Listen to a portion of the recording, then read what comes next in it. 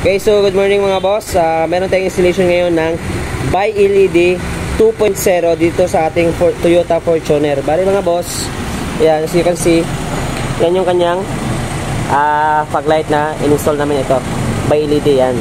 Ito yung stock niya na headlight. Pero tignan nyo po yung difference. Yan. Yan sa baba, yan yung fog light. Mas malakas pa sa headlight mga boss. Yan. Meron siyang high beam features. Yan. Yan yung kagandahan ng ating Bi-LED kasi meron siyang high beam features. Yan po. Ito yung kabila. Yan. Yan.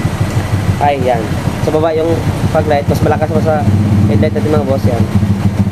So yun lang mga boss. For more inquiries, just visit our shop dito sa Andres Auto Accessories mga boss, Pagadian branch. Yan, Andres Auto Accessories mga boss, located at Shell Station, Purok Bahada daw, Pagadian. Sige, peace.